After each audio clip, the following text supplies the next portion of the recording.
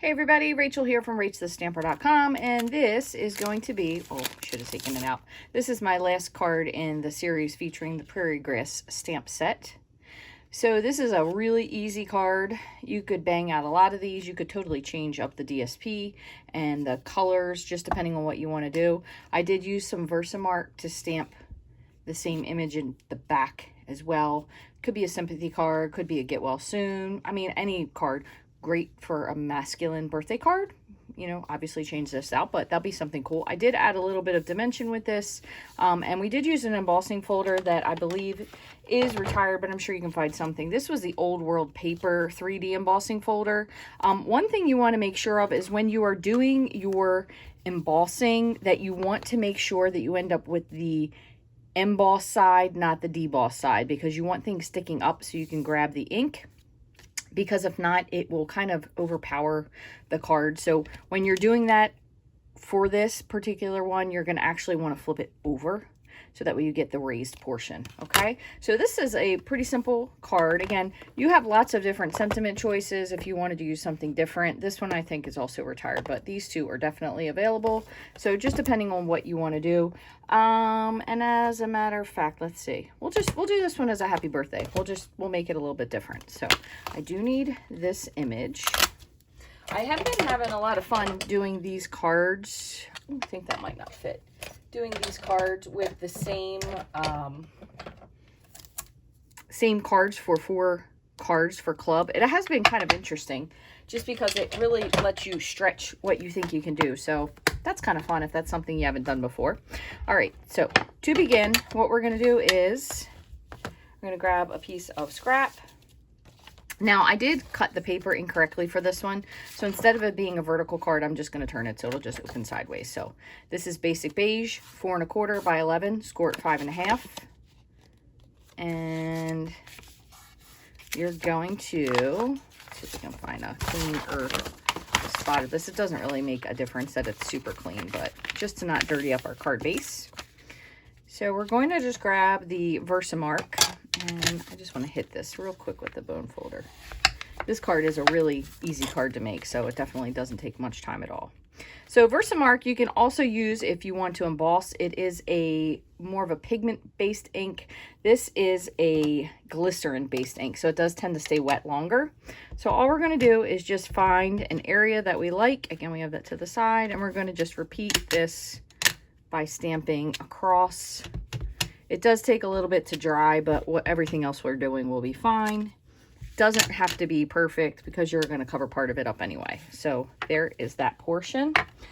And if you ever have an image, this is just a sidebar. If you have a really large image that has a lot of flat space, let's say for instance this crab, and you can't get it to stamp well, if you do Versamark first, so you stamp it in Versamark and then your ink, which does not affect anything for the stamp whatsoever, or the ink pads, it does make it ink up much better. So if you're ever having a problem with that, that's a good idea. So we're going to let this set on the side for a minute. And I'm going to go ahead and stamp this. Now, the way I did this was I stamped in Pool Party first, and I didn't like it. So I went Pool Party and Lost Lagoon. So I'm just going to do it how I did, because I kind of thought Pool Party would be very complementary with the DSP, but it wasn't. It was too bright, but we're going to still use this. So then what I did is I just went over it again. And if you're doing this and you want it to be exact, you probably would want to put it in a stamp positioning tool, but I'm going to just eyeball it. Hopefully it'll be fine. That's good enough. It kind of looks cool because it's like a shadow. So if you want to omit that step, you could just go straight to Lost Lagoon. We are going to still use Lost Lagoon for the sentiment. So then we're going to just take our liquid glue and we're going to glue this onto our panel of Pretty Peacock. So this is 2 by 4. This is 1 3/4 by 3 3/4. You're just going to layer them on top. Just like that. And then we're going to run this through our embossing folder. I just typically use this line to line it up, so I'm just going to line it up from the back. And I am still using a Big Shot, oops, and the blue plate. So mine is going to go through. If you still happen to have those two things, I'm using the regular standard plate this with the the folded part going in, and then the blue plate.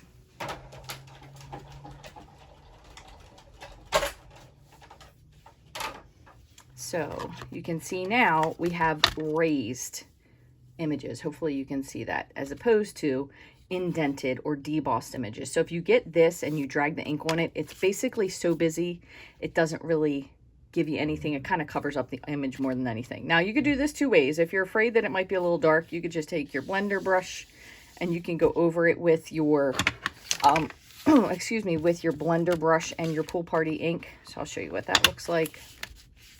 Kind of start off and just, you want to just lightly hit those spots, or if you're feeling a little bit more adventurous, you can just take your ink pad and very lightly drag it. So you can see that's a little bit darker. So it just really depends on what you want to do. If you have a freshly inked pad, it's definitely going to make it a little bit darker. And I think this must be freshly inked. All right, so we're finished with the Pool Party. And you can see this does look a little different than my first one. So just, if you don't like it that way, go with the brush. It's just up to you. We're going to take our base here. And I have a piece of the Country Woods DSP.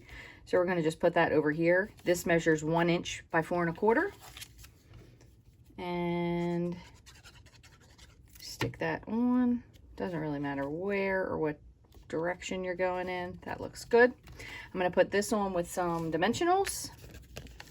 Probably 6 will do.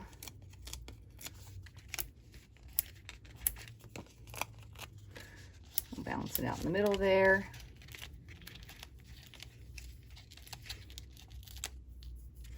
And we're going to set that right here. All right, and we did say, where did I put it? I moved it. We're going to use the happy birthday from the Right Words just to change it up. Again, I am stamping this in Lost Lagoon, and I'm just using a little scrap from when I trim up my cardstock. So we have a little, we got a lot of, maybe we can make this work on this one.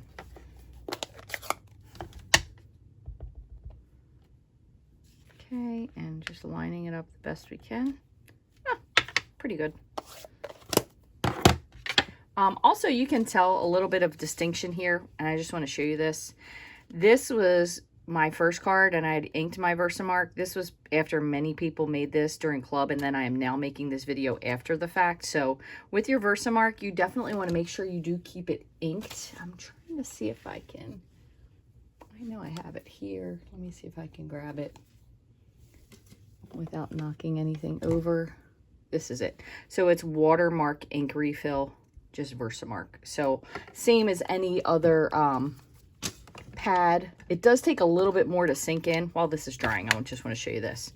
So what you're going to do is just squeeze it out. It's definitely a little bit more thick, and you probably would be better off, honestly, I don't use this all that often, of refilling this, keeping this ink refill facing down, because it's definitely much thicker.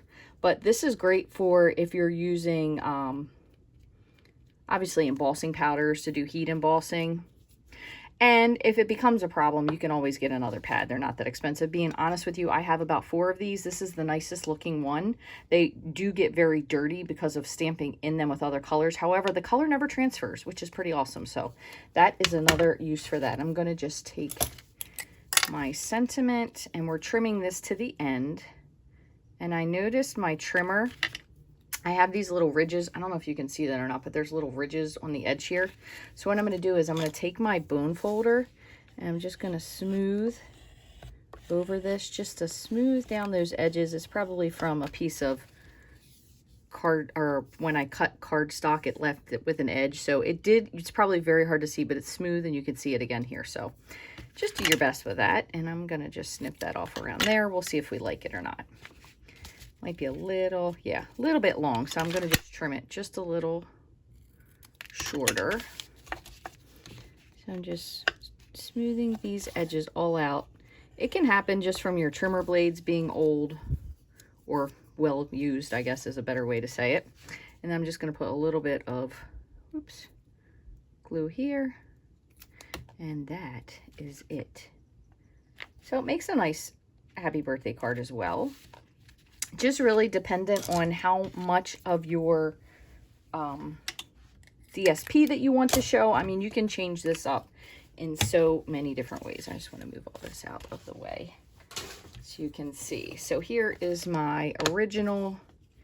Here is the version we made. So again, if you are very well inked up, you're definitely going to get a lot of color. If you have a drier ink pad, with dragging it directly on probably would be a better idea. But also, it just really depends on what you like. So this is a really easy card to create, especially if you have a lot of cards that you need to make. With your blending brushes, just to be clear, you don't need to wash them every time. You can rub the excess ink off on some scratch paper and then just put it on the side. That's what I do. I never clean them. When you do re-ink your ink pads, just like this one is here, so if I can find my magic spoon, because I always use the same spoon. So you see I have dots, so you can kind of see them more when you use the lighter color. So if you have a spoon or something handy, you can press. And this is a really old ink pad, as you can see. We don't have this styling no longer. It's starting to get a little scraped up there, but I love this, so I don't like to get rid of these pads unless I absolutely have to. But you can kind of just press the ink into that, and then that way you'll get a little bit lighter tone when you're stamping because the ink is recessed into the foam pad. So I hope you enjoyed this quick an easy card tutorial today. If you have any questions, you can always leave me a comment here on YouTube. If you'd like to get any of the supplies to buy this or to be able to make this or many more cards, you can go to my YouTube description. It'll take you to the store where you can get everything there. And completely free ways to follow to support me are to like, follow, subscribe, and share. Share this with a friend. Give me a thumbs up. Leave me a comment. Any of those things help to support me 100% free. Thank you so much for watching. I hope you enjoyed this. I hope you learned something new and have a wonderful day.